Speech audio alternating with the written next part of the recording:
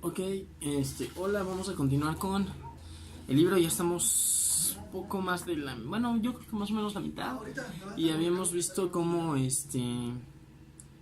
tenían, se había encontrado a las arpías, estas bestias mitológicas que son el resquicio que quedó de los viajes argonáuticos. Y bueno, vamos a continuar, ¿vale? Es- entonces vienen de una... El resumen del capítulo pasado es como por haberse comido un rebaño que era de las arpías, estas se deciden, bueno, desquitarse con ellos atacándolos, y se dirigen hacia Eneas y le dan una maldición, y es que nunca iba a poder amurallar su ciudad hasta que atraviese una plaga. Entonces básicamente, bueno, no, sí, hasta que hambre y peste estén entre sus tropas. Básicamente eso es lo que dice, y vamos, él dijo el capítulo pasado y vamos a continuar con este nuevo capítulo, ¿vale? Dice: el sol estaba en lo más alto cuando dejaron a babor las frondosas arboledas de la isla de Zacinto, temiendo a cada instante ser vistos, porque esta era tributaria del rey Ulises. No mucho más tarde pasaron entre las rompientes de Same y la mismísima Ítaca. Jamás hubieran osado acercarse a la tierra que crió al griego de los 1000 engaños, de no ser por el agotamiento y la desesperación. Según el piloto, las aguas eran bravas, y al otro lado de la isla los vientos los empujarían a las costas que querían evitar. Hambrientos, ateridos de frío, estremecidos por el terror, las mujeres, los niños y los ancianos se apretaban unos contra otros bajo cubierta, hasta que las naves dejaron atrás los picos nebulosos del monte de la Leucade. Solo entonces Eneas respiró aliviado, pues había pasado lo más peligroso de las regiones que estaban en poder de los griegos. Sin embargo, veía que los suyos estaban terriblemente quebrantados. Huía la luz y se ensombrecían las aguas cuando detrás de la última gran isla avistaron el promontorio de Seuranio, desde donde era más corto el paso al otro lado a través de las olas. A la proa el ancla, a las popas fijas de la orilla hicieron la noche una serena rada. Allí pudieron hacer aguada e ir en busca de algunas presas, aunque fueron insuficientes, pues eran muchas las bocas que alimentar y no querían alejarse de los barcos. Volvieron al mar con las primeras luces, recuperadas las fuerzas solo precariamente, y navegaron en dirección al oeste bajo el cielo plácido. Tan breve era el trecho que en esa parte apenas parecía la tierra a su espalda, y de pronto vieron alzarse delante unos grises collados sobre las líneas de la costa. «¡Esperia!», gritaron los troyanos, saludándola gozosos. Anquises pidió ayuda para llegar a la proa, pues el frío y la humedad le afectaban en los miembros y le costaba caminar. Pronto apareció un puerto al alcance, a cuyo lado, situado por lo alto de un peñasco, se veía un templo de la sabia Atenea. El silencio cayó sobre los barcos como un manto apagando todo entusiasmo. La diosa había sido protectora de los griegos en la guerra. Por prudencia, Eneas ordenó girar hacia el sur para resguardar así la costa. Una saliente de rocas rizadas ocultó enseguida el puerto, y con ello vieron desvanecerse los troyanos la esperanza del pronto desembarco. Escudriñando la costa desde el borde, atisbaron el primer augurio de la nueva tierra: 4 caballos blancos como la nieve paciendo en el llano. Anquises frunció el ceño intranquilo. ¿Guerra es lo que presagias? ¿Tierra prometida? Para la guerra se arman los corceles. Pero también acostumbraban a ir unidos a un carro y a portar los tiempos en freno y en yugo, contestó su hijo.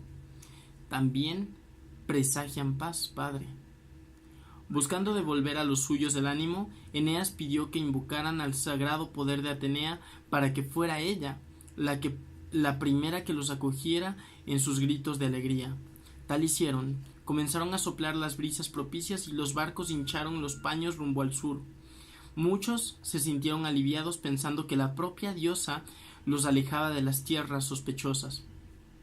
Ahora bien, aquel circunstancial consuelo fue agotándose como la hierba bajo el sol del estío a medida que el viaje se alargaba, sin que los jefes dieran muestra de ordenar bajar a tierra. Por todas partes se alzaban fortines y ondeaban en el aire espirales de humo. Los hombres hablaban por lo bajo. No habían llegado hasta allí para perecer en las playas extranjeras. ¿Era aquella la tierra acogedora que les sería concedida? Después de largas horas se irrumpió en la costa, para luego continuar más allá del estrecho del agua tumultuosa y los vientos acelerados.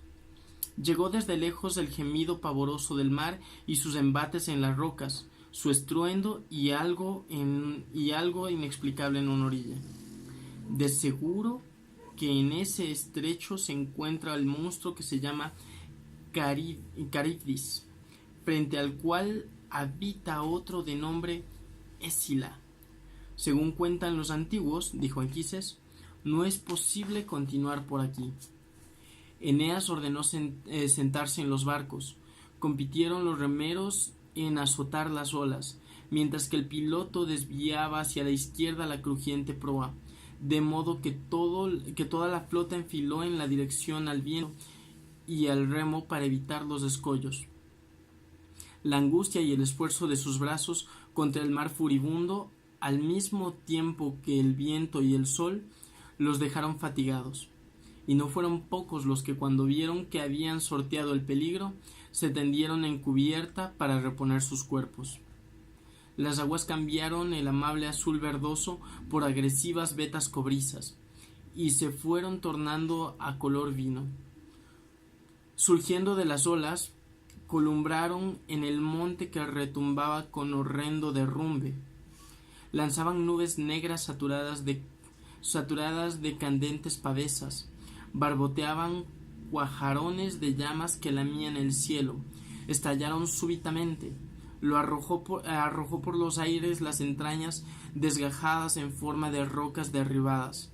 Los troyanos sintieron un pavor profundo.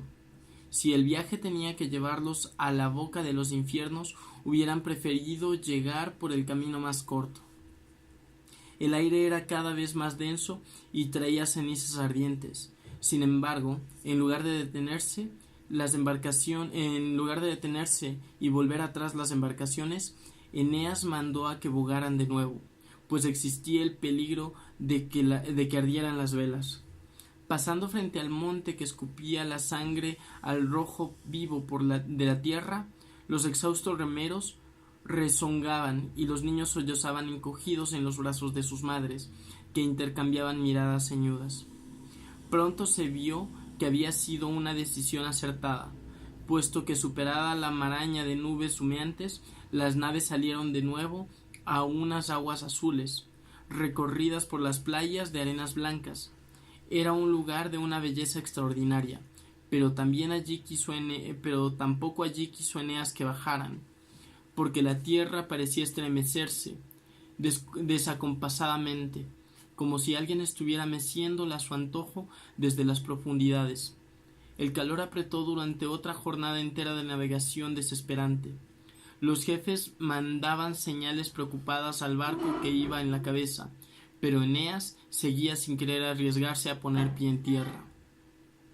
El agua que les quedaba se reservaba para niños y ancianos, aunque también a ellos les iba faltando. Echando a popa, Anquises no se movía y hablaba poco. El país de los cíclopes, murmuraba escasamente a los oídos de su hijo, queriendo indicar que se mantuviera firme, que no era prudente desembarcar todavía. El norte siempre, busca el norte. Eneas lo observaba con el corazón encogido y asentía en silencio, combatiendo la expresión de angustia de su rostro para ocultársela a su padre. Le parecía más claro a cada momento que Anquises no vería nunca la tierra prometida. Cada vez comprendían menos los troyanos la testarudez de su jefe. Llegaron a rodear aquellas islas inmensas y volver a enfilar al norte. Eneas aseguraba que de ese modo alcanzarían de nuevo la costa. Por otro lado, sin embargo, los troyanos exiliados se preguntaban entre ellos con rencor velado: ¿hallaremos nuevamente regiones ocupadas por hombres belicosos? El sol se hundía otra vez y en los barcos se temía por la vida de los más débiles.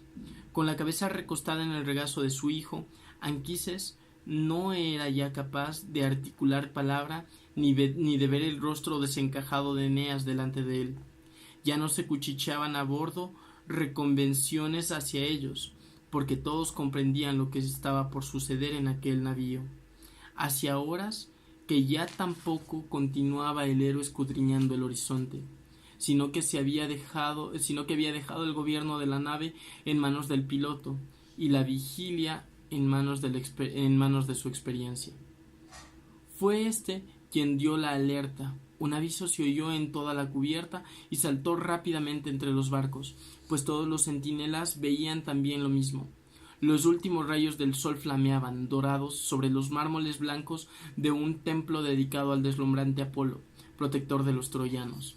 Las teas que ardían sobre un promontorio anunciaron la llegada a puerto y de un aspecto apacible. Poco a poco iban destacando detrás de él una ciudad cuyas construcciones recordaban en mucho a las de Troya. La alegría recorrió todos los barcos, salvo al que iba a la cabeza. Sin necesidad de que Eneas diera la orden, la flota encargó la bocana del puerto y se produjo el desembarco. Pero el héroe no miraba, sino que se aferraba a su padre, apretándolo como si pudiera con ello devolverle las fuerzas, despertándolo por un momento de su desmayo. Anquises entreabrió los ojos y puso su mano temblorosa en la mejilla de su hijo. Sigue adelante, hasta Italia. Después de haber pronunciado estas palabras postreras, el último hálito de vida salió de su boca para volver a las mansiones del Hades. Así perdía Eneas el consuelo de todos sus infortunios. Así quedaba solo en sus fatigas, arrancándolo de sí el mejor de los compañeros. Ninguna profecía, ningún adivino le había predicho esta desgracia. Perdida su patria, su esposa y su padre, ya solo le quedaba su hijo Ascanio y los hados dispuestos por él por parte del cielo. El héroe abrazó el cuerpo desencajado del hombre que le había dado la existencia y besándolo en la frente se dejó llevar en silencio por el llanto. Este capítulo es interesante, vaya pobres tipos, se encuentran con todo, como pudieron ver es un poquito más largo el capítulo, pero podemos ver algo y es o podemos rescatar algo de la cosmovisión griega. En este caso, bueno, la cosmovisión helénica la cosmovisión helénica se funde con la romana y se puede ver algo. Mientras en otros mitos se castiga por las faltas, también se recompensa por las virtudes. Otros mitos, en cuanto a la tropa, se desespera. Mi caballito de batalla, la Odisea, cuando la tropa se desespera y peca y erra sin que Ulises lo sepa, vale madres, los castigan a todos. Aquí Eneas los guía y no deja que nadie contradiga sus órdenes, y así es como llegan a una tierra prometida. Ojo, no así en el capítulo pasado, es como el contraste, ¿no? Fíjense cómo maneja el contraste el autor de esta versión novelada, de algo malo por pecar, que se encuentran con las arpías y las arpías les dan una maldición, a algo bueno, la determinación y la constancia. Pese a que todos están enojados, todos están molestos, siguen avanzando para llegar a un fin que es recompensado. Incluso cuando las cosas se pusieron negras, literalmente negras, por la erupción de un volcán, ellos siguen confiando, teniendo fe y llegan hasta un punto de buen puerto. Sin embargo, ya no todos llegarían a verlo. En este caso, Anquises. Bueno, eso es todo por hoy. Mañana continuaremos con esto. Esperamos sacar otro tipo de cosas, uno que otro video por ahí que tengo programado, alternado a las lecturas diarias, ¿vale? Venga, gracias, nos vemos.